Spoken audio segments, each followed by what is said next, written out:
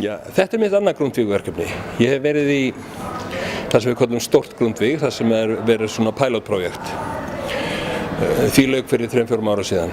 En núna ég staddur eiginlega á seinni hlutunum á verkefni sem þeir kalla Learning Consortium eða Learning Project. Og þá fyrirtæki mitt sem heitir Áskorun og 6 aðrir félagar í Evrópu. Og verkefni hefur verið mjög gagnlegt finnst mér. Fyrsta lagi fyrir það að það situr á mann svolítið þrýsting þegar maður komið með styrkinn til þess að stúdera og það var það sem var meiningin upprunlega og allavega minn hvati. Og síðan svo skemmtilegt að vera að stúdera með öðru fólki. Þannig að við erum hérna frá þessum 7 löndum öll að leggja okkur fram við að átta okkur á þessu. Við erum að prófa hugmyndina á hvert öðru og þetta persónulega ferli okkar hefur bara verið mjög skemmtilegt.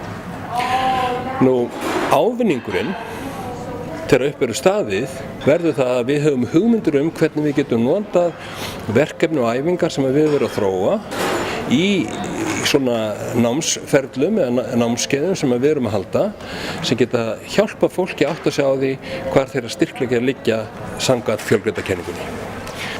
Og það hefur verið finnst mér þessi faglegi ávinningur á verkefninu það að við erum komið með svona klasavæfingu sem geta stutt við það að við skiljum okkur sjálf betur og hvernig við funkurum. Af því það ekki allir sem eru með starffræði og rökgreind. Sumir eru með líkansgreind og mjög góðir í því, aðrir eru með rýmisgreind og tungumálagreind og whatever. Þannig að þetta það sem verkefnið gengur út á. Því lýkur svo í júlí á næsta ári og þá verðum við búin að draga saman niðurstöðurnar okkar og æfingarnar. Og þetta bara verið, og þá langar mig að fara í annað verkefni. Af því þetta skemmtilegt og þetta lærdómsríkt. Maður gagnast af því að taka þátt í svona verkefni og það gagn sem bæði persónuleg af því að maður að læra eitthvað sig og lífið og líka faglega af því að maður að búa til eitthvað sem gagnast manni í starfinu.